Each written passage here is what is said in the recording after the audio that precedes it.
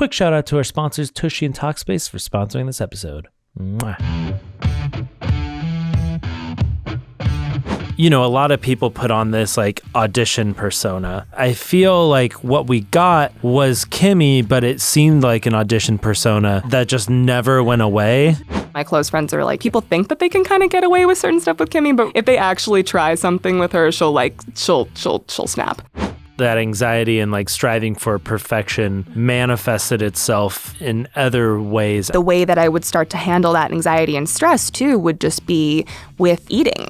I am a much taller and oftentimes white passing individual. I have like weird stories from elementary school. We had like a pickup soccer game at recess. So it was like the Asian kids versus the white kids. Oh, and they were like, Kimmy, like, which said pick a you side? choose. Oh, God. Hey, you okay, Ian? Sleepy boy. Yeah, I don't... It happens. It was a weird morning, man. You know what it was? Yeah, I feel like there's a lot that happened to you this morning. Yeah. Plus just like consuming a full breakfast burrito, and it's probably just digesting right now. I think so. It's hitting your stomach so hard. I think my body just is very confused right now. Yeah. Hello. Hi. Welcome to the SmoshCast. Today I am joined by the way, I'm Ian. That's Ian. I'm Ian. Today I'm joined by Kimmy. Hi. I'm here. Kimmy, as many of you guys know, is in Smosh videos. I'm a human woman. She's a human woman. She has 2 arms. I have 2 arms. 2 legs. 2 legs. They're not supposed to know about the second one. Did we? I do have 2 legs. We have been concealing one of her legs. Mm-hmm. If you actually go back into any video that Kimmy's in, you will not see one leg. We're always hiding one. It's kind of like, in Home Improvement with Wilson behind the fence. No, exactly. You never see all of his face. You just see a portion of his face. You just see a portion because I feel like I need to keep at least like one leg to myself from my public persona. You know, that's really just that's one really leg smart. for me. Yeah, I just need to keep some things private. So maybe you'll see my other leg today. We'll see because we're getting deep. All right, we're getting in. We are. Yeah, we plan on getting a little deep. Because I feel like, Kimmy, you are a hard nut to crack. What? You are this nut of positivity and brightness, and I want to crack into that nut and get open and get into the good stuff. The trauma-y gooey inside. Yeah, we don't have to get into all. It's not all trauma. No, it's not all trauma. But I want to get below the surface. Sure. So we got a couple of things planned today. Mm-hmm. We're gonna be talking about identity, growing up. Dope. The sort of, you mentioned there was a sort of a need to be perfect when you were growing up. Oh, hell yeah. Potentially talking about some unhealthy dieting fads. Cool. And we also got a bunch of questions from you guys about Kimmy. So we got a lot of stuff. And thanks for putting in those questions, guys. I saw some of those comments. Y'all are really sweet. That was fun. Before we get to that, how are you feeling? I'm good. I'm just noticing, I think, in this chair how bad my posture truly is. Do you ever notice that when you're sitting for a bit? You're like, crap, I am you have to like elderly grandmother. Recalibrate yourself. I got to recalibrate. I'm a 26-year-old with like lower back issues at the moment. So I'm like, this is bad. This isn't good. Well, there's exercises for that. I need to do them. A lot of stretching. Do you ever do yoga or stretching? Or I'm getting into it because for a long time there, I just couldn't touch my toes. And I'm like, that's also a problem. I need to fix that. So I've been slowly getting into stretching. Okay. But anyways, how you doing, dude? What's going on with you? Well, I'm good. I was telling Kimmy about how this morning I woke up and I was like, I'm gonna work out. So I went. Which is so impressive. I have the will to do nothing in the morning. Yeah, I mean the problem is I have zero will to do it at night because at that point I'm just like I just want to like sit and watch the boys. Yeah. Not like some random boys out on the street. You just want Thank you for clarifying that. We were all very concerned. Yeah. President of our company, ladies and gentlemen.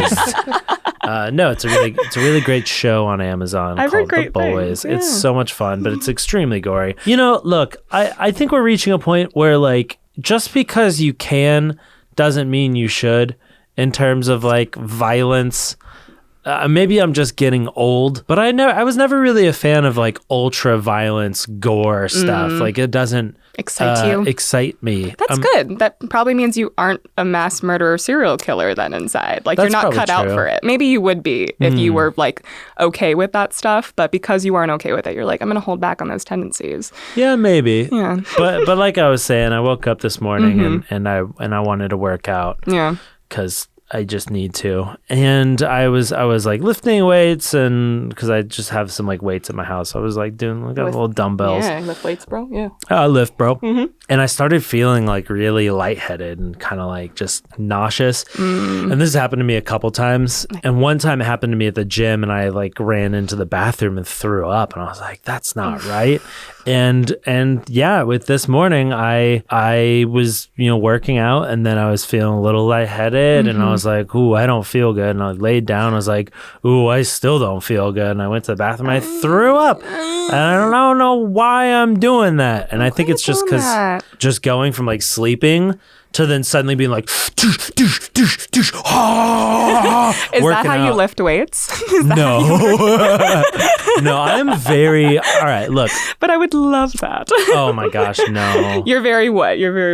I think I'm pretty good with like my form, and taking it slow. Cause like with a lot of like weightlifting, it's not about like getting like fast, crazy reps, right? Kevin could back me up on this. But like sometimes you want to do it slow. Like, if you're curling, you don't want to just go.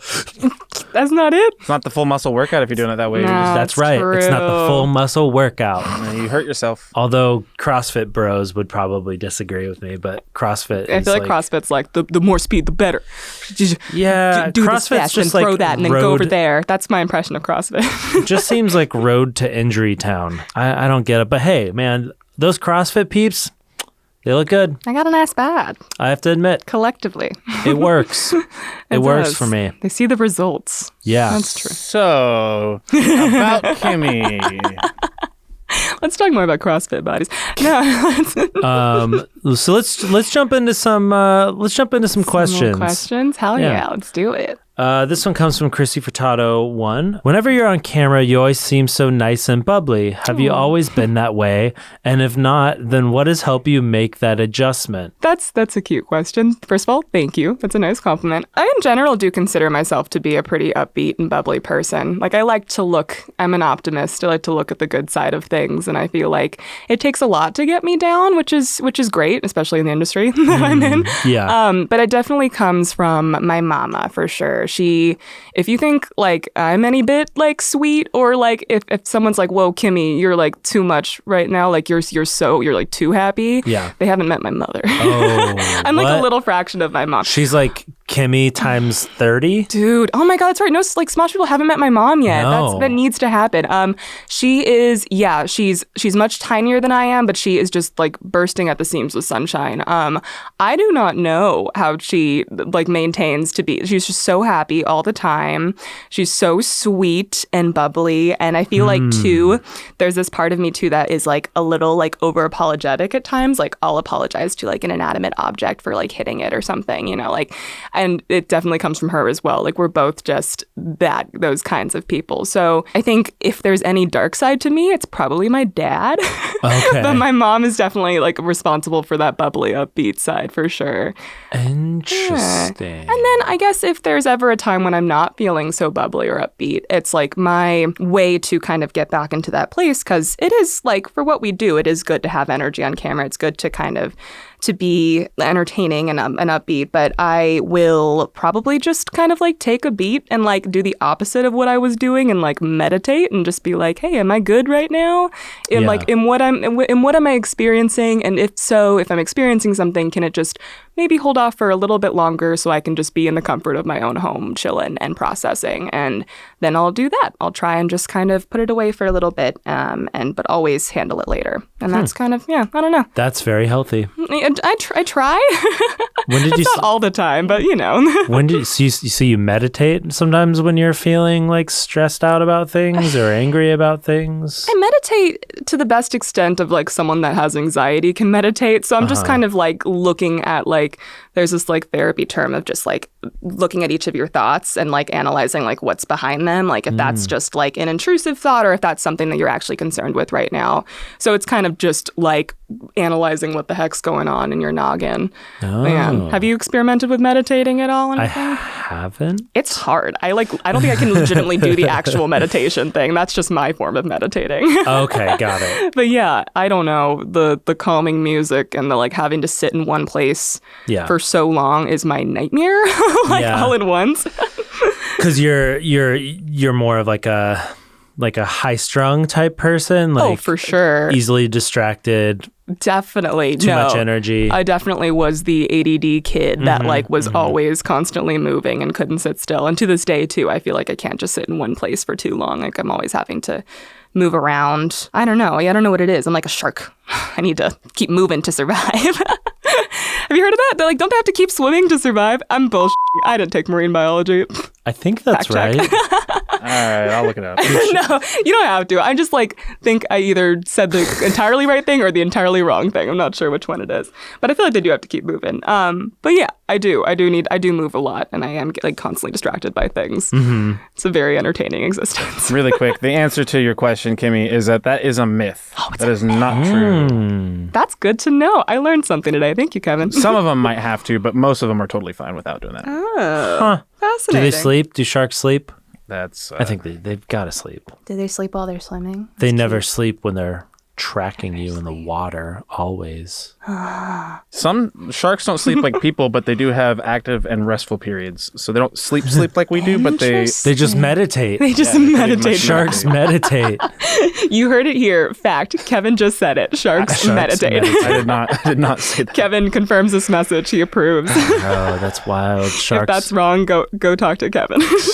Sharks are so peaceful, bro. They're so peaceful. So Kimmy is like a shark. I'm a shark. You're like a shark. I guess so. That's Never dope. made that comparison of myself because I feel like sharks are scary, but I can't say I've ever been scared of you. I'm sorry. Really? Yeah, no. Darn. No. I just have to try harder. But hearing about your mom being like very super ultra positive does explain you a little bit. When you first came on, so you auditioned, and a lot of people put on this like audition persona, and I feel like what we got was Kimmy, but it seemed like an audition persona that just never went away. They're just like, this girl, and I'm just still like, going. is this girl for real?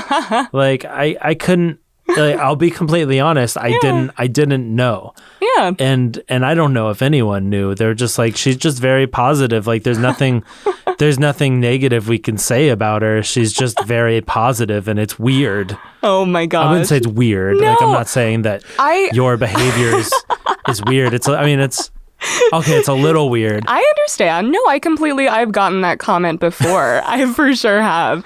And there are definitely, I think I have this like need to not be a burden to anyone too, where like that transcends to like all aspects of my life. So if there are times when I'm feeling like really tired and down on set, and I'm maybe like going through something, I really try hard to keep it to myself if I can. Like it's a weird thing where like I'm scared to like, and like, mind you, this is just a personal fear, but like I'm scared to ask people to help me to like move or do things. Like the reason my back is kind of hurting is legit because I tried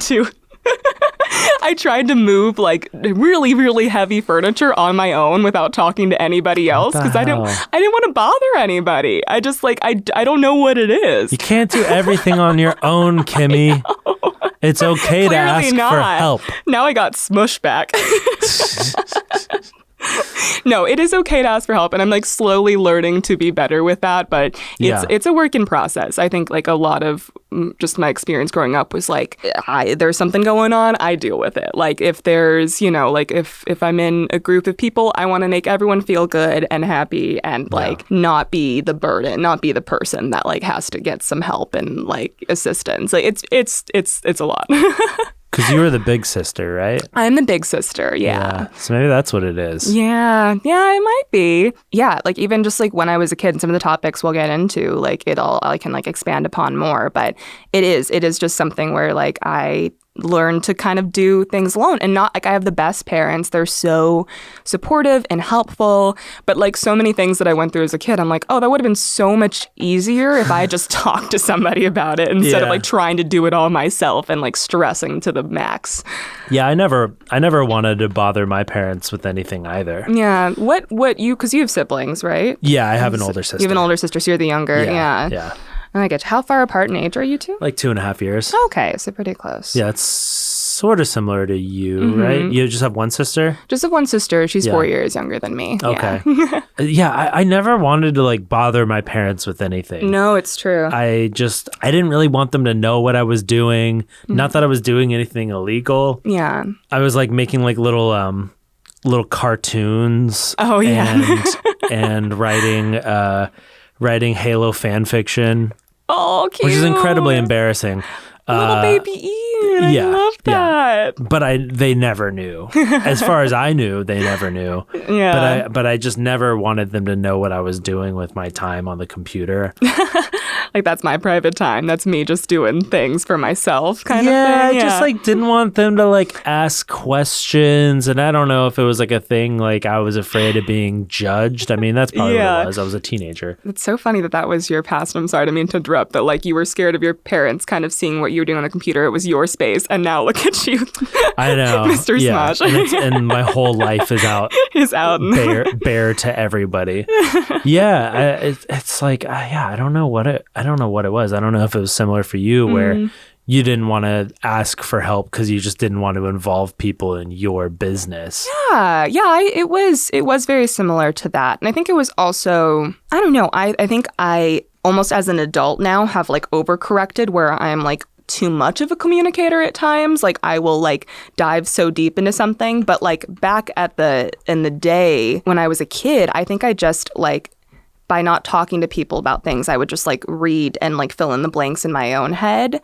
And like, and that would just be like not asking for help. Be like, this is something that's every human does. So like, I have to do this, or like, this is what's normal. And like, I didn't know what normal was. I just was like making up what I thought that was. Yeah. But yeah, lost my train of thought there. But like, essentially, yeah, like it was just, I was an extrovert, but I would for sure keep a lot of stuff to myself. Interesting. Yeah. What do you mean by you communicate too much now? Like what is that? Yeah, I feel like that is just at times like, I don't know if it's just like having too much therapy at times, but like I feel like I'll like see something that is, I think, to be an issue, either like in a relationship of mine, like with like family or friends or whatever, and I will like pick apart at this like tiny little minor thing that like ends up being a non-issue in the end, but I'll drive myself crazy about it. And I'm like, that wasn't a problem. Like that was fine. Like everything is okay. Or that was something I could deal with on my own. Like that is actually something that I could like kind of internalize and be like, okay, we cool. Yeah. How we doing, Kimmy? We good. All right, let's move on. But yeah, I don't know.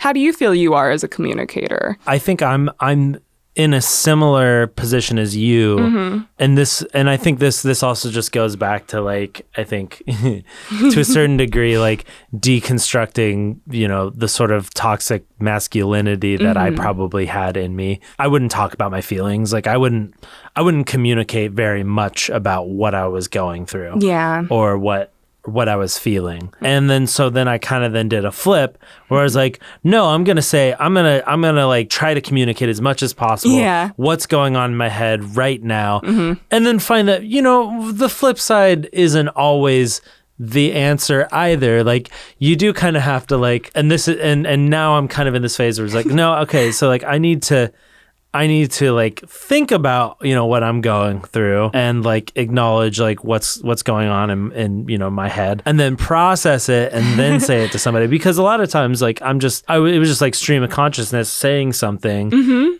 And then that person ends up getting hurt because of something that I was thinking that wasn't like quite processed. And I'm like, hey, I'm just being honest. And it's like, well, that doesn't always, saying everything you're thinking isn't always the best, because it's like not everything's being like evaluated. Exactly. Right? It hasn't gone through like a filter or like any like some sort of just checks and balance of like, wait, is this something that this other person I'm saying for the benefit of them, or I'm just literally thought something and I like I'm like, you know, just spraying it out. Like where is the motivation behind it? That's definitely, I can totally relate to that. Like in past relationships, I for sure am just like, this is being close to someone. It's just like having no freaking filter and I'm just going to say whatever it is in my head. And that's not always good. Like, I mean, an ex called me an accidental asshole because I would say things not with the intention to hurt them, but I would say things because they were going on, and I would look at everything in like a rational way and not in an emotional way. Yeah. And then would end up saying something that just came off as like blunt. Yeah, I gotcha. And so I got that term. So it's like I was never trying to be an asshole, but sometimes the things that I said came out that way. Yeah, I totally understand. When money's tight, investing in yourself may not be top of mind. But mental health is a necessity, not a luxury. And guess what? Taking care of yourself doesn't have to break the bank. Investing in your mental health has long-term benefits. And with Talkspace, it can actually be affordable. Change is constant, but in the new normal, it feels like there's something new to grapple with every day. I'm a big fan of Talkspace. I think that everyone should talk to a therapist. And this is an easy, cheaper alternative. Also just love how convenient it is. And like I said, Talkspace is a fraction of the cost of in-person therapy. Instead of waiting for an appointment, you can send unlimited messages to your therapist 24/7 and they'll engage daily, 5 days a week. The Talkspace network is composed of thousands of licensed therapists who have experience in over 40 specialties, including but not limited to treating depression, anxiety, substance abuse, trauma, relationship issues, food and eating, and much more. The bottom line is that we all need someone to talk to. Talkspace wants to give us the support we deserve at a price we can afford. You can get $100 off your first month on Talkspace. To match with your perfect therapist, go to Talkspace.com or download the app. Make sure to use the promo code SMOSH to get $100 off your first month and show your support for the show. That's Talkspace.com, code SMOSH. Half of my family, like my mom's half, they're all like very sweet and outgoing, like very much so. Like my mom and I really had to get used to the other half of my family that I actually spend more time with these days, which is like the Russian Jewish half on my dad's side, because they're so loving and they're so sweet and considerate and supportive, but they can be very like self-proclaimed blunt people. Like they tell it how it is. Sometimes there's not as much like emotion on the back end. Like they say something without thinking about how it kind of might hurt your feelings or might be a little bit like jarring to another person, which is great. Like they're so smart and they tell it like it is. They just sometimes like will not have a filter and tell you something that you're like, ow. I think like, yeah, and I've heard like bluntness being used to describe a lot of different cultures. And I think a lot of like American culture is like very passive aggressive.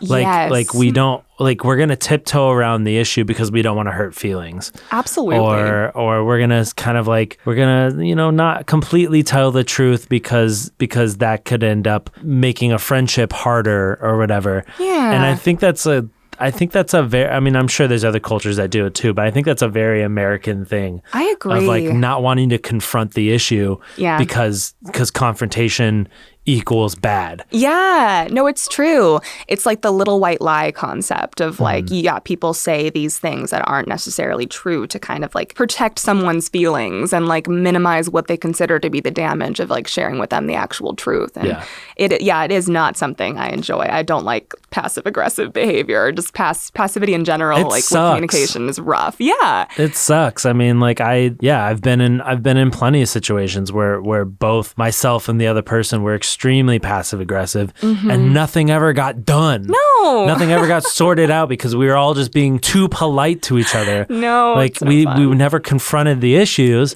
because we were tiptoeing around it. Yeah. So it's like I think there's a superpower to being blunt. You just have to read the room, I think, and know like who you can be blunt to and how blunt you can be to them.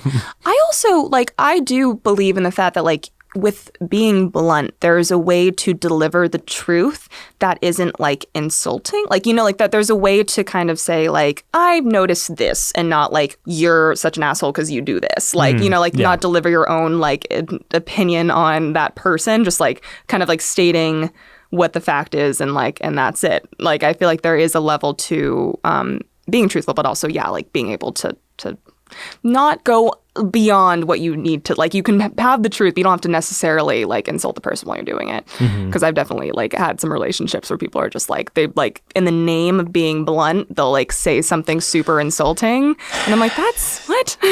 Yeah, I mean, like that might go beyond blunt, just being mean. It's just being mean. Yeah, like there's definitely a divide there, but I completely agree. I think being blunt is a superpower, and it's something that I for sure had to like get used to, because I'm like, that is healthier. It's healthier to like be able to tell the truth and not to have to like lie to someone about it, because it always just ends up snowballing in some way, shape, or form later on. Do you feel like people ever take advantage of your kindness? I would say like, so. In that situation where you're saying like this person is being like very blunt in this relationship, and you know, I can't imagine you in an argument. Oh, really? You just be like, yeah, you're totally right. You're totally right. I'm sorry. It is my fault. Yes, it is. It's my. It's totally my fault. It's so funny. Well, like what's funny is like I'm people like that. It's and I've like had to go through some of this before. Like the people that take advantage of me and my kindness are the ones that are like the closest to me. Like that obviously aren't anymore. Like once I recognize that happening, they're out of my life. But like in terms of arguments and whatnot, I think a lot of people do try to step to me in that way. They're like, oh, I can just like fucking steamroll this girl, like she'll do whatever I ask, like she's just gonna be super compliant with anything I do, and like that's dope. And I am like, I will snap. Okay, like, so that's when you pull out your dad's side. Oh yeah, like I pull out my dad's side. I'm like, it's to if it deals with me, if it's someone that's trying to take advantage of me, and I like, and granted, like I will admit that like when someone is closer to me, sometimes I don't always recognize that right away. I just think that that's part of being in a relationship. Sure. Yeah, it's so weird. But with people that I'm not close with, I'm like, oh, excuse me? No. And then I like will tell them how it is. I feel like I've had so many conversations with people about my apartment and stuff like this where I'm like, oh, you think that you're gonna do that? No. Legally, no. Like this what is not gonna happen. What do you mean with your apartment? I don't know. Just people trying things with me. I don't think my landlord's ever gonna watch this. I just like I like my apartment. I don't want to be kicked out anytime soon. But no, just like things like them trying to get away with doing too much and not like prorating the rent, like kicking us out of our apartment, and like things taking too long. Like that's like the most recent way I can think of, just where I've doing been like typical scummy landlord stuff. Yeah, scummy landlord stuff. And then once like and also I will say that extends to like if someone is like trying to insult or step to like one of my close friends too, like I hit like a protective mom mode and snap. But yeah, like that's always a comment like from my close friends are like, yeah, like people think that they can kind of get away with certain stuff with Kimmy, but like no, like if they actually try something with her, she'll snap. Okay. But I do try to maintain civility to a certain extent, where I'm like, okay, can we just de-escalate the situation nicely? No, okay. Yeah. All yeah, right. I don't know. It's like confrontation, especially for someone that doesn't do it very often, can be kind of fun sometimes. I'm so bad at it. Me too. I don't even want to, like, I can't get in a shouting argument with somebody. I think I've shouted at one person one time. Really? It's not for me. I don't like arguing. I think shouting is the wrong way to argue anyways, so that's probably a good thing. Yeah, if you're just yelling at somebody, like, what actual communication is occurring during that? Like, not much. No. That's good. I feel like I've yelled. Also, in certain situations, that could be considered assault. That could be. Yeah, don't do that. Just for those out there that maybe get shouted at a lot. You could be in an abusive relationship. All right, let's move on to this next question. Yeah. This one comes from McKinto Mouse 57. They ask, is comedy something you wanted to do when you were growing up, or is it something you kind of fell into? And then they put in parentheses, does that make sense, LMAO? I think they just had like a self-crisis at some point. Like, wait, what? I don't know if that question makes sense. It makes sense to me. It makes a lot of sense. No, you had no reason to doubt yourself there. That question was totally sensical. Comedy, I've always been a big fan of comedy. I grew up watching a lot of like Monty Python with my parents. Like they introduced me to that at a young age, which I was so thankful for. And my mom, like which ones were your favorite? I think the Holy Grail. There's just such a soft spot in my heart for it. Just the rabbit coming at the guy. I just can't. That image will like forever be seared into my brain. Oh yeah, it's incredible. It's so incredible. And the coconuts. Oh God, I could just keep going. But yeah, the Monty Python was so good. My mom's favorite movie, at least at the time, I'm not sure if it still is, was The Princess Bride, which I also just adored. And on top of that, with like television, we watched a good amount of SNL growing up too. Like we would try and stay up, like actually like on that night and see it. You got to stay up like every once in a while. And it was definitely when I was older, because like my bedtime was obnoxious when I was younger. I was for sure one of the 8:30 kids that would go to bed normally. Wow. But like on the weekends, there was some flexibility sometimes, and we would try and stay up and watch things when I got a little older. But yeah, I was always such a big fan, and it was something that was always fun for me. I don't know if I ever like considered myself in like my friend groups to be like the funny one per se, but I think other people probably would have said that. But it just didn't seem like I was always such a musical theater kid. I did acting when I was younger. I thought that was just being outgoing, and I was just obnoxious, but like fine with it, like down with my obnoxiousness. And I think it was honestly not till much later. So like comedy specifically, it was like probably once I did like even like my Smosh audition, and like I was just before then, like it just kind of worked out perfectly where I was starting to like dive into sketch comedy with a friend of mine. I'm like, this is really fun to write and be a part of, and characters are so interesting. And then I had my Smosh audition, and I was like, oh, this is actually something that I think I can do. And then I started taking like Groundlings classes and like just in general like studying more comedy and like watching more stand-up and like just trying to kind of educate myself about it. So you started taking Groundlings, which is like an improv group. You started doing that after the Smosh audition? Yeah, after Smosh. Like I had taken like improv classes before, just like from like random acting studios and things and in school and stuff. But I hadn't like really started getting down to like the nitty gritty until after I started with Smosh. So I was like, this is really fun. And like I've already just kind of naturally gravitated towards it. Like with my friend, like we were doing a bunch of like Insta videos together just with our downtime from auditions. Like we wanted to try and kind of stay creatively active, and we both liked writing sketches, so we're like, cool. Like I don't even think we quite understood the concept of the sketch at the time. We just were kind of like, these are short and these are fun and here are two characters, like cool. So I always loved comedy. I just didn't know that it was something I had such a passion for pursuing until like much later in life, and I'm so thankful for it. It's so much fun. Yeah, I mean, I'd have to say it's like the same for me. Yeah, like I had no idea that this is what I would do, right? And that I would do comedy or be an actor even. Yeah, it kind of sneaks up. I mean, I was even further away from it than you were. Like I wasn't even in theater. Yeah, like I wasn't a theater kid. I was a cool jock. All right, cool jock. I did cross country, which is everyone knows is the coolest sport. Objectively the coolest jocks, cross country jocks. Check me out. Oh yeah, totally the coolest. Totally the coolest. Yeah, every high school movie Except trope. Not. But we all had some good legs though. You guys I bet you had some great legs. Oh yeah. Y'all probably had some nice butts too. Just like the full downwards package. Actually, well, there was one guy that would always moon us. What? But it was so covered in hair that I can't really evaluate his butt. He wasn't ever really naked then. If he had hair covering. Yeah, we called him the Vortex because his ass hair swirled in the direction of where I assume his oh my God, his butthole was. Just the fact that you guys got a good enough look at his ass hair to determine that it was a vortex is a sign. He liked to moon us on runs. Like he would like sprint ahead of us and then moon us or moon other people. Now that I think about it, it's like, oh, that probably wouldn't really fly anymore because people would probably say it was sexual harassment. Yeah, but it was always around the boys, you know. It wasn't like a way to like sexually harass anyone. It was just, you know, being silly boys. Don't go out there and show your parts to people. Dad. Not unless they specifically ask for it, and then you're both consenting adults. Yeah, if there's consent involved. Can you imagine like that scene replaying of him like trying to run in front of all you guys, being like, "Hey, bro, you consent? You consent? Yeah, you consent? do you guys all consent? We consent." I mean, nobody ever told him like, "Hey, please don't ever do that again. I'm really offended by that." So I guess that.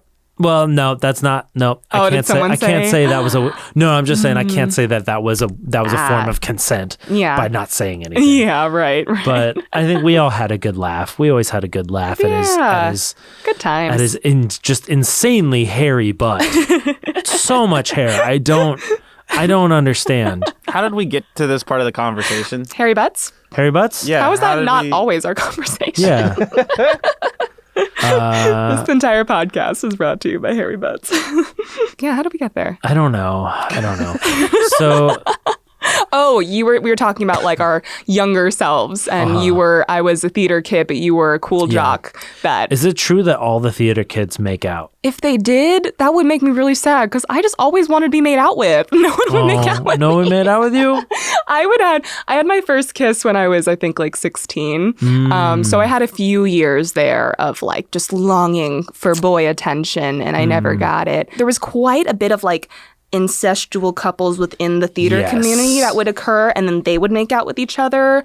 I never experienced, like, I never really got invited to like a cool kid party until probably college. Like, I never got, like, no one drank at the parties I went to. There was always someone's mom in the corner, like, doing really loud karaoke. Like, that was what? They were fun.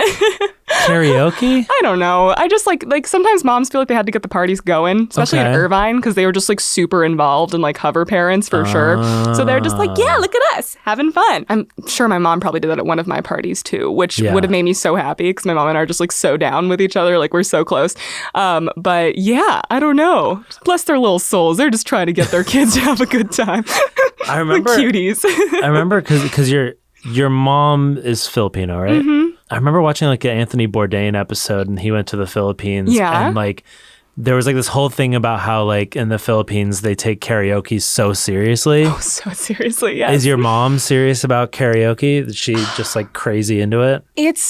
She was when we were younger. Like, we had so many different karaoke machines. Like, we had the big fat boy. Really? We had the big fat boy, and then we had like a smaller boy.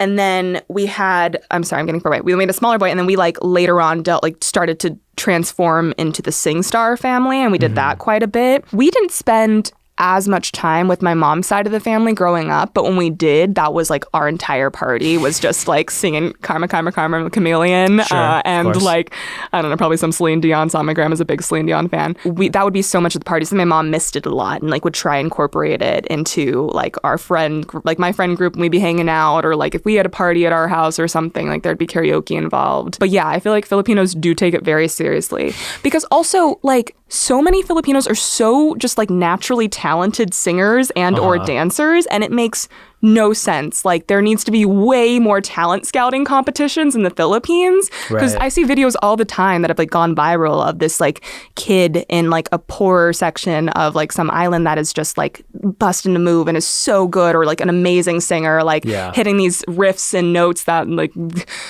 who else can achieve? I don't know, like freaking whistle tones and stuff. But yeah, it's somehow a part of our culture, and I don't know how. Like, I'm very curious about the origins of it all, but we are so on board. So, Ian, I don't know if you were going to get to this, but were you referencing the social phenomenon that happened in the Philippines, the My Way murders? Have you heard about that? No. So there's a whole thing that happened in the Philippines. The song My Way by Frank Sinatra is really big in the Philippines in karaoke. Yeah. And there was a rash in like the early 2000s. There was a rash of murders happening. Somebody got murdered every time they played it on the radio? Well, during karaoke at karaoke bars. When they would sing that? Because apparently it was such a powerful song too that if people would sing it badly, they would get booed off stage, and fights would break out, and people would get murdered over the song. That's insane. Whoa! It's like a soccer match, like when the referees would get murdered. Damn. That's crazy. So, per the article here, in the Philippines, they take karaoke very seriously. Don't ever sing My Way wrong. Oh my God, never. That is insane. And don't sell drugs in the Philippines either. Don't sell drugs in the Philippines. Just don't do anything weird in the Philippines. Let's just be safe there. It can be a little scary at times. Be safe in the Philippines. And I mean, obviously, we've always had a really big viewership from the Philippines. So shout out to my Pinoy boys. Hey. Salamat for watching. Thank you. Excuse me, you there, do you have a butthole? Well, great. This ad is for you. It's hard to believe that when we go to the bathroom in this country, most of us wipe instead of wash. For years, bidets have been available but hideously expensive, costing thousands of dollars. The Hello Tushy Modern Bidet Attachment is here to democratize the blessings bestowed by bidets and offer clean buttholes to everyone. Hello Tushy cleans your butt with a precise stream of fresh water for just $79. It attaches to your existing toilet, requires no electricity or additional plumbing, and cuts toilet paper use by 80%. So the Hello Tushy bidet pays for itself in just a few months. Because with Hello Tushy, you don't wipe at all. Even the best 2-ply can't cut it when it comes to a hands-free poop experience. Ditch paper products and an uncomfortable chafing when you switch to the soothing, cleansing stream of water from a Hello Tushy bidet attachment. Every Hello Tushy bidet attachment comes with a 60-day risk-free guarantee and a 12-month warranty. Join millions of happy Hello Tushy customers right now and have a clean butt with every flush. So go to hellotushy.com/Smosh to get 10% off. This is a special offer for our listeners, so go to hellotushy.com/Smosh for 10% off. hellotushy.com/Smosh. I mean, you probably dealt with this, like, because with Anthony, because he's quarter. Padilla, that's where it comes from, right? Yeah, like Jimenez. That's it. Yeah, exactly. Yeah. And then the thing that would always happen is like people would always mistake him for being like Latinx. Oh, all the time. Dude, have I told you some of the stories of like when I first came to LA of like, I don't know if I talked about it in the last podcast. If I did, cut this out because that's probably annoying. So because Jimenez is most oftenly known as a Latinx name, there were so many times when I, in auditions, especially when I was starting off and especially commercially, because like they would just kind of like call in so many people for the same audition to read one line, they would all assume that I spoke fluent Spanish. Oh, great. It was so good. And there was this one amazing audition, like thank you so much to my agent for getting me this, where she neglected to tell me that it was a fluent Spanish audition, but also that they would be testing me there. So there was a situation where like I said some lines in Spanish, and then they had like a native Spanish speaker behind the camera. And she's just like, that was just like, yeah, you don't do that. You didn't speak any of this. You go out, you leave. And they were just like rapid fire speaking Spanish to me. I was like, crap. Can we like slow it way down? And can you also write it out? Because I'm way better at reading Spanish than I am at talking. Yeah. I can see that confusion happening a bit for Anthony too, because I get the same thing. People don't really like know what to categorize me as a lot of times when they see me. They just kind of, I don't know, they see my last name and they just automatically assume that I'm Latinx, and that's my ethnic background. But it does bring up an interesting conversation too, though, when people do dive further into it. And I'm like, actually, no, like I'm Filipino. Like, you know, there was a colonization by Spain for a while, and there's a lot of Filipinos with Spanish last names. That's a very common occurrence. So that is funny. Would Anthony get that quite a bit then? Even like as you guys got bigger in the YouTube world? It was always in the comments, and we also like, it didn't help that we made a video that was like a joke about something. It was called, and we titled it "Anthony is Mexican." So that probably didn't help. Yeah. But yeah, there was always comments being like, oh, Anthony, oh yeah, he's Mexican, and we'd just be like, sorry. like no. No. He's not. Yeah, not that it really changes anything. It doesn't. I mean, that's the thing. It's like, it's not like, I don't care if someone mistakes me for that. It's just in general, when it comes to like people meeting someone that they're like curious about their ethnicity or something, like the freaking assumptions of which I'm just like, no, don't just assume anything. And then don't do like the general like questioning of things, or like thinly veiled, like trying to get to know where you're from. That's just the most annoying thing that you could possibly do to someone that is mixed or color. It's so weird. I don't know where that came from. Like, why people think it's okay to just be like, you're Mexican? Like, wait, you're like, I'm like, don't, no, stop. Stop trying to guess. How this matters in this situation. Like, why does this matter? Yeah. I think every person that's of mixed race kind of deals with at some point. But there is this level of like, especially if there aren't a lot of other mixed race kids in your family, where you're just kind of like you feel the need to identify more with one side than another. Like people kind of ask you to get into a box of sorts, and they're like, which one do you feel like you're more a part of? Which one do you feel like you're more attached to? And I'm still struggling with, and I don't know what the right answer is to all this, of like, if I do identify with one side more than another, or if I am just this like anomaly of a person that only someone else of like mixed race can kind of identify with in the same way. What was strange is that I think especially even like with like my sister, other members of my family, I am a much taller and oftentimes white passing individual. So I would went through a lot of not a lot of, but there will definitely be situations where someone will say something to me that they wouldn't have said if they knew I was Filipino or I was Asian. Like they would say kind of, racist or very troubling things. Mm-hmm. And so I do have this kind of unique perspective where I'm like, oh yeah, I'm that person that the fly on the wall a little bit in a sense where I'm the spy in certain ways. Cause I think they're just like, oh, well, she's way too tall and no, she just doesn't quite have what I'd imagine to be Asian features. So I can talk about this stuff. They wouldn't even think about it. Growing up in Irvine has a very large Asian percentage of people as well as a large percentage of white people. For some reason still, even though there were also quite a few mixed kids. But is it integrated or is it pretty separated? Well, for the most part, it's pretty integrated because I grew up with so many kids that are HAPA and biracial and that are mixed. But weirdly, I have weird stories from elementary school because kids are just so strange sometimes. We, I guess, had enough of a population of Asian kids and white kids that so bad. We had a pickup soccer game at recess. So it was the Asian kids versus the white kids. Oh, and they were Kimmy, which said pick a side. Oh God. And I was come on, Kimmy, pick a side in the race war. Pick a side. I'm like, what? I don't even know how I ended that whole thing. I don't remember what my decision was. I think I tried to be the ref. Yeah, I was gonna say you could be the ref. You know, I'm the mixed kid can be the ref. That's it. She's unbiased because she's not. Or you could play other 100%. Side. You just have to play mid. Yeah, exactly. It was just, it's just kids are so strange in that way. But I think to anyone that is maybe going through a bit of a racial identity crisis or doesn't need, there is no need to feel you have to be assimilating to one side or to feel you have to identify with just one thing. Mm-hmm. I'm still figuring it out. And I think everyone just kind of figures out their identity more as they grow up. In general, with this kind of inner, deeper dive into trying to figure out what my identity looks like and who I am as a person. And the best part of all that has been just kind of learning more about each sides of my culture and trying to just kind of educate myself more on the history of things. It's such a fascinating conversation. If you are lucky enough to have any relatives that maybe immigrated at some point, to kind of hear their story. I've read some amazing letters even on my Russian Jewish side from my great grandparents, as they were immigrating from Russia. And it's cool. It's cool just in general to learn more about your family and whatever capacity that might be. And it's definitely the identity crisis is a work in progress.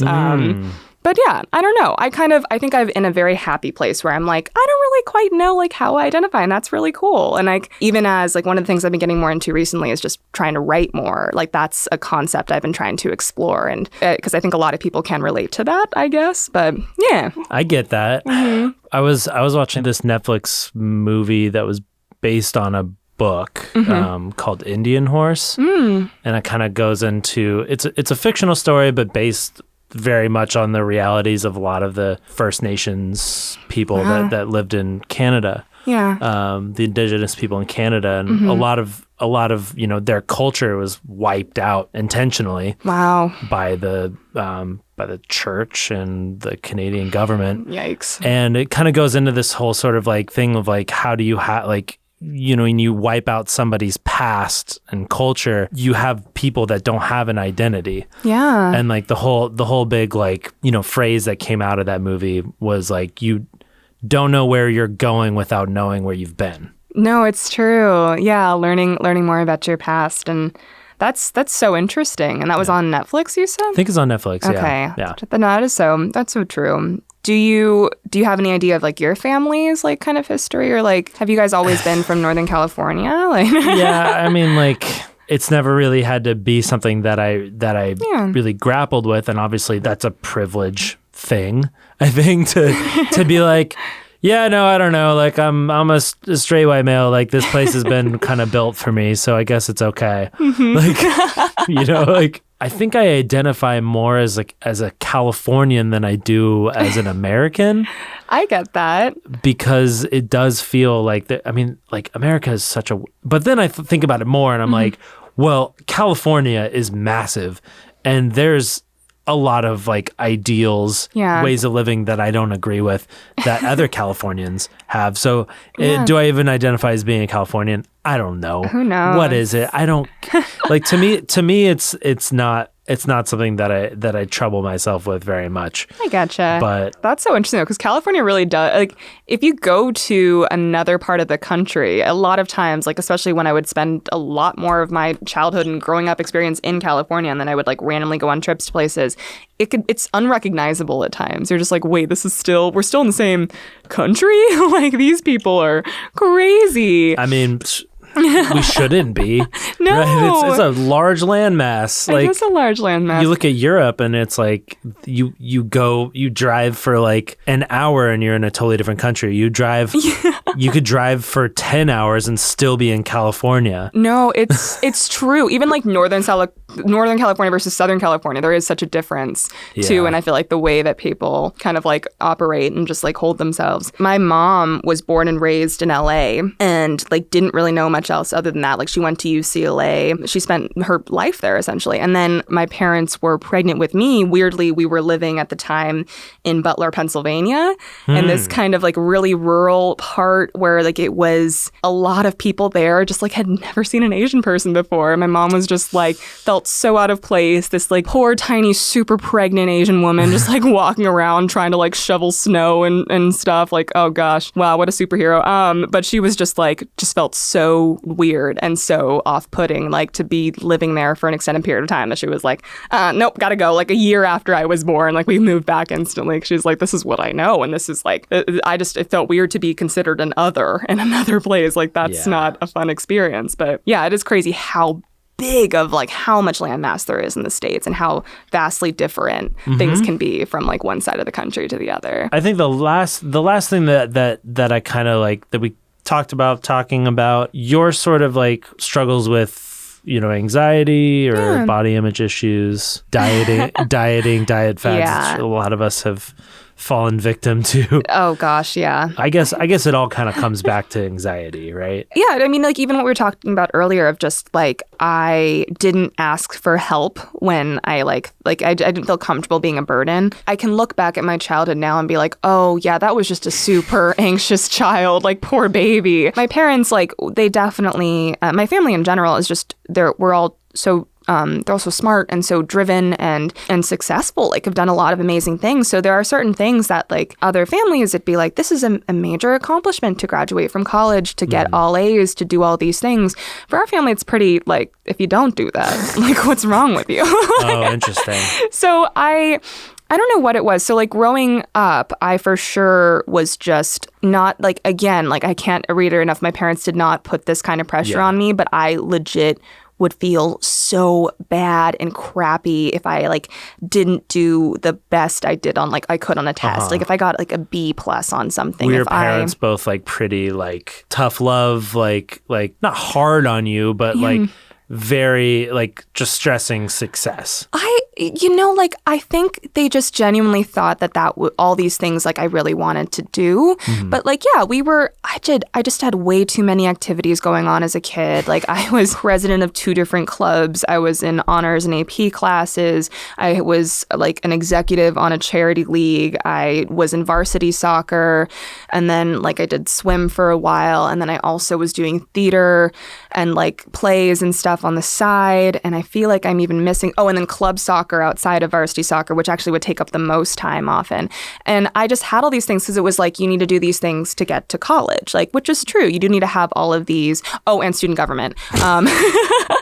So I was for sure that overachieving kid, but I also felt that was all necessary. And there were certain times when I was like, if my academics faltered in any way, I would just be so depressed about it. And I would be doing so much stuff, but I would also just like, I would not know that I had the option of like stopping one of those things. Like, I didn't have to show up for that. Like, that would have been okay. Like, I honestly, there are times when I'm like, I really should have like quit soccer at a younger age. Like, I kind of wish I did because it was such a life takeover and it would stress me out so much and I would never have my weekends free to do whatever I wanted to. Like, I would have, as an anxious little child, like, if I knew for some reason about soccer, like the fitness aspect of it would like just ruin my day. Like, if I knew I had to run, like, which is why I never would have been good at cross country or track and field. If I knew I had to run and do like fitness stuff at the end of the day, my entire day was crap. I was just thinking about that, like from like start to end. And I would just be hoping it would get rained out, hoping something would happen, that I would fall ill in some way. Juggling 80 other things. I was juggling so much, and weirdly, like, it was so intense, and I felt like if I didn't do any of those things, like, I'm sure there was some deep part of me that was like, ooh, like, I wouldn't be as loved by my parents if I didn't do this. Not that they ever expressed any of that, but I did put a lot of pressure on myself as a kid. And looking back, I'm like, oh, that sucks. Because, like, even, like, I got to college, everything was great. And when I got to college... I was going to say, college must have seemed like a breeze for you. Literally the easiest thing. If anything, it was harder because I was having more free time than ever. So I'm so... And, like, even now I kind of struggle with, like, I like needed a very structured lifestyle. I'm like, I need to know that I'm going to be at this thing from this time to this time, and this thing from this time to this time, and I have this thing to do when I get home. Like, I needed people to tell me what to do. And so, like, when it came to be just more like, oh, it's your turn to kind of decide what the heck's going on with your day, I was like, what the heck? What do I do? Like, somebody tell me. Like, I got to hire a life coach or something. Like, just hearing this is making me anxious. Well, that's too much to put on one person. It was way too much. It was way too much. But the scary thing is, and I'm like scared for like my kids in the future and just like kids now, like everything is just getting harder and more competitive. And like the things that I did are just expected. And like beyond that, also having just like the best grades and the best test scores, like there are just more people in the world. And it's like the colleges that I got into and the ones that I didn't get accepted to, it would have been an entirely different thing if I were doing all the things I did, but I were like my parents' age. Like, I didn't get into UCLA and it devastated me except my parents met at UCLA. But it was literally like no one got into UCLA that year. Like, you had to be, I don't even, like, literally never have gotten like a point off of anything in your life. Like, it was just insane. You still ended up going to UC. I went to a great school and I'm so thankful. I don't know, like I put this scary amount of expectations on myself, and it sucks because it's like, if I'm looking back, I'm like, God, like everything turns out okay. Like, you don't have to stress like that. There are so many good UCs, but if you legitimately feel like UC is University of California. Yeah, no, it's, and they're great. They're all great schools. And for a California resident, they make a lot more sense financially. They're like half the price of a financial institution. But like, yeah, I put so much pressure on myself for what? I'm like, I got a great college education. I didn't go to the place that I thought I was going to go, but yeah, like when I got to college, like you said, it was a breeze. It was so easy. And I felt like I was doing something wrong. So I'm like, this shouldn't be as simple as it is. But it was just because I had put so much pressure on myself. But obviously that sort of like that anxiety and like striving for perfection manifested itself in other ways other than just like getting the perfect grades, right? Like, you had to be perfect at everything. Yeah. I just like couldn't make a misstep. But I think that, I think that the way that I would start to handle that anxiety and stress too would just be with like eating. And it would be like, I was pretty regimented as a kid for what I could have. Like I could only have like a certain amount of like dessert and like a certain amount of snacks. I hadn't had my first sip of Coca-Cola until I was like 14 because my parents were scared of caffeine stunting my growth. Oh, okay. Yeah. So they're definitely like looking back at it now, like it didn't matter as much when I was younger, like because kids have such an intense metabolism. And I was also just doing so much soccer. So it was like I could eat a horse and be fine. Like no, it wouldn't even show up. I'd lose weight if anything. Like it was crazy. But then growing as I got older, I think I started to notice those unhealthy eating habits when I'd be out with my friends and when I had a bit of my own disposable income. I was like, this is how I'm going to alleviate this stress. This is something I can control and I can eat these things that make me happy, and that's how it's all going to work. Which isn't a great way to look at food. It's like definitely an unhealthy relationship with binge eating and like and just fast food and junk food in general. Like everything's fine in moderation. Eating disorders is not an uncommon thing. No. And like I did a very, very, very ultra quick Googling, so don't quote me on this, but it was something like 9% of the US population deals with eating disorders of some kind. So it's something that like I think almost everyone has some unhealthy relationship with food to a degree. Yeah. No, it's so true. And I think the fascinating thing about like with eating disorders, and I'm not up to date, it's been a while since I took psychology in school, I'm not up to date with what the classifications are on DSM, but there is such a huge spectrum of things. Like, I feel like eating disorders can range from even things with just like body dysmorphia that kind of affect how you view food as a result, and like just like occasional binge eating and just like an unhealthy relationship with food in general. But I do feel like a lot of us go through that, especially in the States, I think, too. I don't know. I feel like just our affinity for binging alcohol, food, like our like access to very cheap fast food that's oftentimes the cheapest thing and the most accessible to especially someone of a lower income like I was when I was a kid. Like it really does mess with our heads in a lot of ways. I mean, there was that dumb CEO of Whole Foods that was like, oh, people are just fat because they're stupid, and they're making bad nutritional choices because they're stupid. And it's like,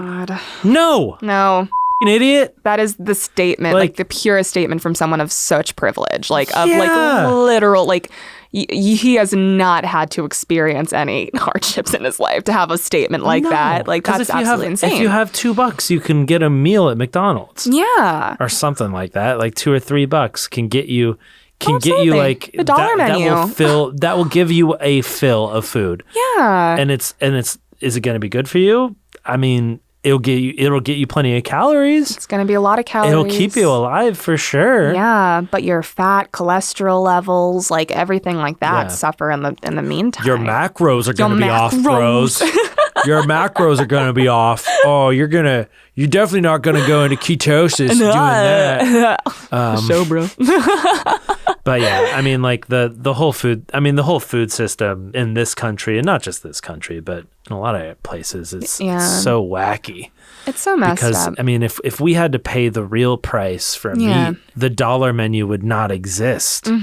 Like, we subsidize a lot of industries heavily. Oh, absolutely. So. It's crazy. Yeah, because, like, the prices that we pay for those freaking Happy Meals and stuff, they ain't too happy. Like, it's insane, like, how little, like, we are actually paying. And then also the quality of the meat and everything that we're eating suffers, too. And not to say that I don't, like, fully smash a Big Mac here and there. Like, I am a big fan. Oh, yeah, you got to smash those Macs from time to time. Smash those Macs every so often, but it's just crazy. I'm not saying don't eat fast food. No, absolutely not. Like, I totally understand. Like that's what a lot of people. Yes, they're like, if you really make the effort, like there are healthy options, but it's not. And especially in a lot of low-income areas, where some low-income areas don't even have a f***ing grocery store. Access to fresh produce and stuff. Yeah, you like don't have that access at all. It's a huge problem. So binge eating was kind of something that I would definitely binge eat. I think I just like wasn't aware of when I was hungry or not. It was just more like, am I bored? Am I stressed? Am I like whatever? And those are all reasons for me to be eating at the time. But I think it is something, it's like you said, and like for so much of these things growing up, you're just not aware that other people are experiencing the same things. And yeah, everyone kind of goes through something like that, like a binge eating. There were like I went through so many weird diet fads where I would be trying to live off of like negative calories and like powder food and stuff. Powder food, like Nutrisystem, but like not the good Nutrisystem, but like the Nutrisystem. Yeah, like the shakes, the weird like they had so many meals that were you didn't need to refrigerate or freeze. Like they were just like the weird like almost like MREs. What are those? Like meal ready to eat. They're like what they give people in the military. Yeah. No, it was, I don't even know. It was so strange. It was like the way that like a cup of noodle like functions, like a dehydrated like astronaut food. Like, I don't know. Dried foods. It was just, it was so weird. But I just like didn't like myself and my body. And I'm like, this is how I'm going to like, get myself to like love me again, is to like try and make something happen with my weight. And it's just, it's such a bad way to look at food, but it's also very common. So what did you do? Like, how did you deal with something like that? Yeah, I mean, well, I think so much of it was such a learning curve for me of like going and like from playing a competitive sport, which I'm sure like you experienced too, of just like running all the time, of just adjusting your lifestyle to maybe not having that ingrained of a workout in your everyday routine. But so it was like I had to learn to like just like listen to my body more in the sense of like, am I hungry right now, or am I just like stressed or bored, or like one of these other like outlier factors. It was a lot of that. It was a lot of just like looking inwards and being like, okay, what's going on here? And then two, also just like gaining my self-worth from something other than my image, like making sure that I was happy with myself, like in whatever state I looked like, or wherever state I was in, like with, if I was at my whatever weight, like it didn't matter. It was just about like, okay, I need to make sure that I'm making these decisions about like food and about health, like exercise and health and my body based on just wanting to like internally feel good and feel more active and like more energetic and happier, not just because I'm doing it all for the purpose of trying to like look a certain way. How did you get there?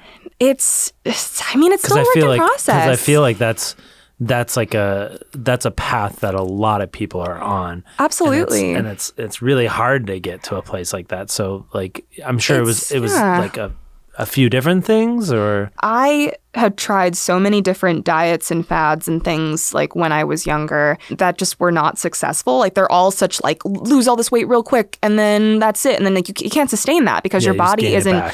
It's like it's just a form of like almost like malnutrition. Like you're losing weight quickly, but that doesn't mean it's going to stay off. It's just temporary. It's like water weight basically. For me, like my only diet like recommendation ever is just listen to your body. Like if you're hungry, eat something. Like, and if you're not hungry, like don't I mean sometimes even that's hard. It really is. It's easier said than done, and it's taken a lot.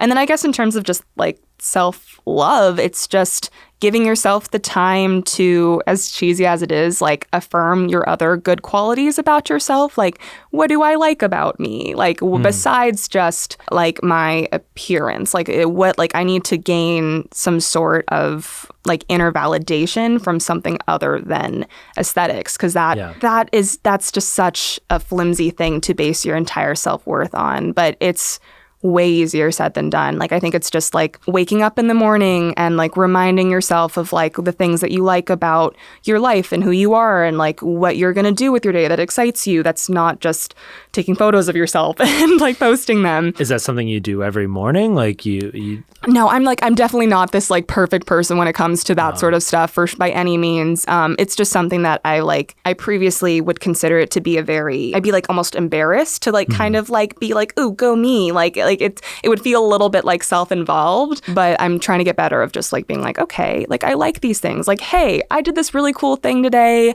that I'm really proud of. Like that was an like awesome sketch I just shot and I liked how I did that. Or like, wow, I just wrote something that I'm like, this is pretty cool and I'm excited about. Like it's like noticing the things about yourself that you like and just reaffirming that and just giving yourself the time to like pat yourself on the back too for those things. Yeah. But yeah, I don't know. I mean, like how have you felt kind of about that stuff? Well, before you turn it on I'm me, sorry. I'm still trying to understand. No, ask me more. I'm still apologize. trying to understand how you got to that place. How did you, like, did you read some books? Did you just think really hard one day? Like, did you go to therapy? Yeah. Like, was it like what?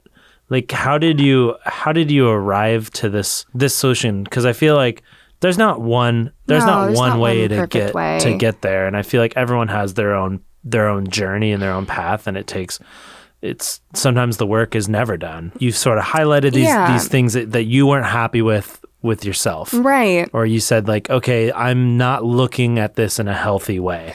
Yeah. And what were the sort of steps that you took to get you to where you are today? Yeah, I get you. I think a big part of it was, like therapy and being more communicative about how I'm feeling. Because there are times like when you're just kind of stuck in your own head and you start to get super hard on yourself, like there's no one to check that for you if it's just going on internally. And if you're someone with anxiety or even like someone with like social anxiety who just constantly think that like that everyone hates you and doesn't like you, or like you kind of go down this rabbit hole. So the biggest part of that too was like, if you're like having some of those thoughts, like maybe just talking to someone about it. It doesn't need to necessarily be a therapist if you're not ready for that, but like a family member, someone you're close with, someone you trust, to be able to just to kind of be like, hey, I'm thinking this about myself. And that's the person that can be like, oh, hey, yeah, that's not a good thing to think. Like, that's not true. And like, here's why. And the fact that you're thinking that is just like, don't lead yourself down that on your own rabbit hole. So I think becoming more open and communicative has really helped, like talking to my friends that are like, Kimmy, whoa, like what, you are so hard on yourself about these things. Like, here are things that I love about you, or here are things that I think are really special about you. And sometimes hearing it from another person, weirdly, is a good way to start. From the people that love you. Were there any sort of like external factors that you had to change, like whether it was a bad relationship or a family member, like that you identified as like, this person is toxic to my sort of like self-worth? Definitely. There would definitely be people in the past. Like, I think I'd say when I was younger, it was for sure friend groups of mine. I definitely was never one of those people to have the same friend from when I was like 2 years old to now. Like, I always had a lot of friends come in and out of my life, and no one was ever in it for too long. And I used to take that really hard. Like, I would take that as a reflection of who I am. I'm like, oh, I suck because they don't want to hang out with me anymore.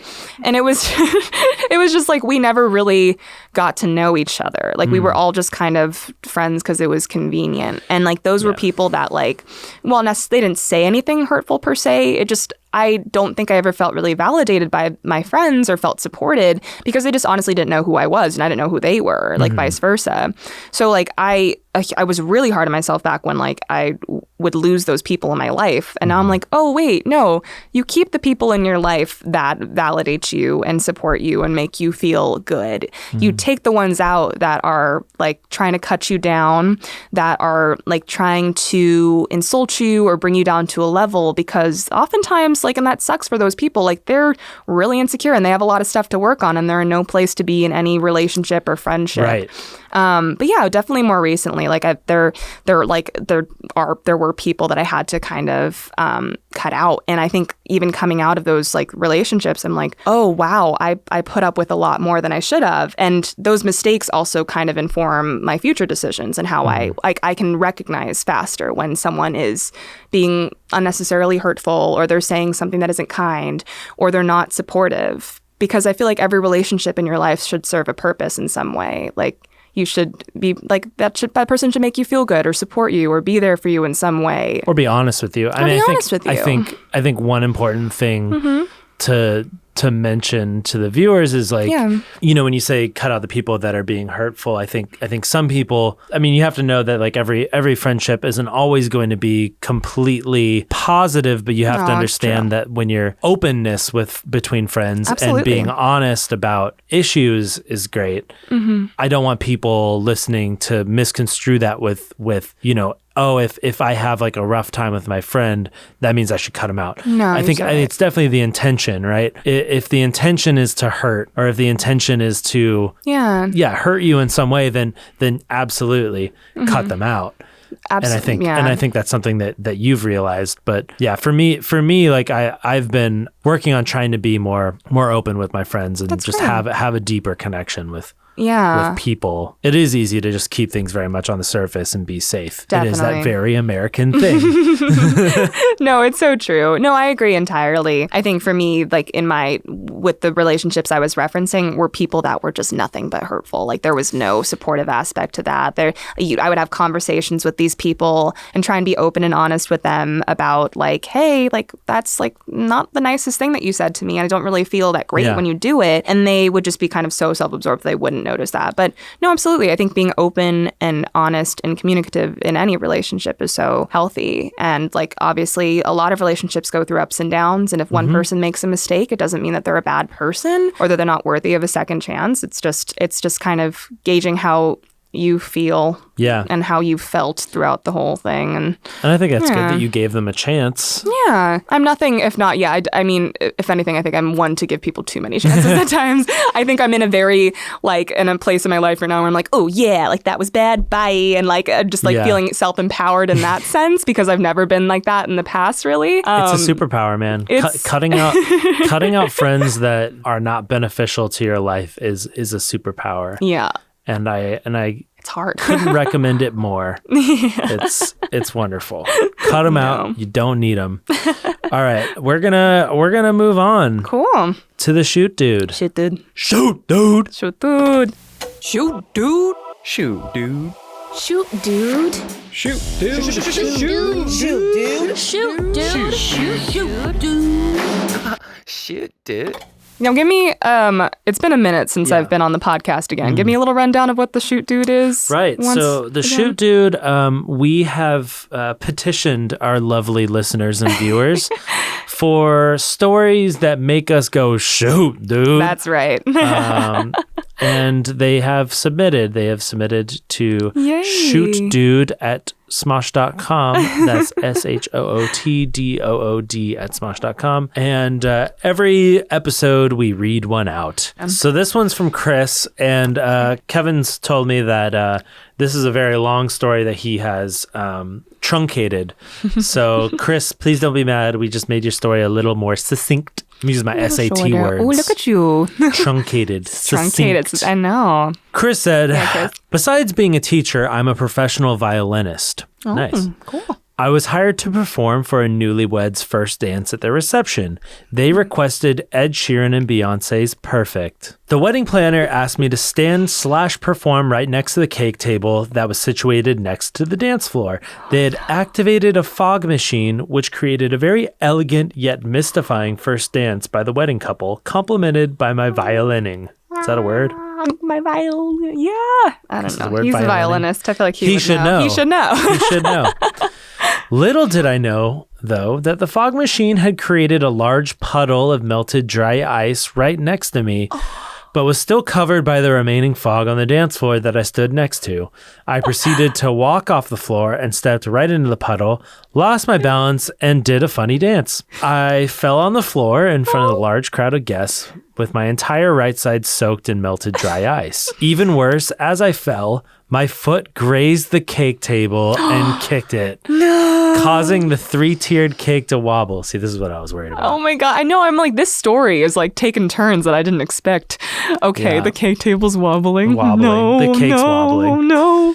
I saw my life flash through my eyes. that very moment, but thank goodness the cake didn't collapse. But you could definitely hear a sudden gasp in the crowd. As I got up, I could tell my face was beet red, and I quickly and professionally got up and exclaimed, "As long as the cake is okay." I quickly packed up my violin and just wanted to bolt out of the reception hall, head home, and crawl in bed. I remember the wedding couple consoling me afterwards and telling me, "Hey, we got an open bar. Go help yourself to some shots. You deserve it after that incident." Oh my God. Oh, there's a video. Yep. If you guys want to take a moment to watch it, it's basically. Oh, but there's no fall. Yes, but it proves that he was there. That you see the whole setup. You can imagine it about to happen. That you just didn't catch it on the video. Oh my God. That story's for sure a shoot, dude. I mean, it would have been a bigger shoot, dude, if he knocked the cake over, but then this definitely seems like a real believable shoot, dude. Yeah. And it's still embarrassing as all hell. Like, they just had this beautiful moment, and then his ass just like slips and falls right there. Yeah, right there. And then it definitely seems like a shoot. I'm just like so relieved that cake didn't fall. It's really that like my heart was about to drop so low. He was not going to get a tip that night. No, oh my gosh. But yeah. Maybe the tip of a knife.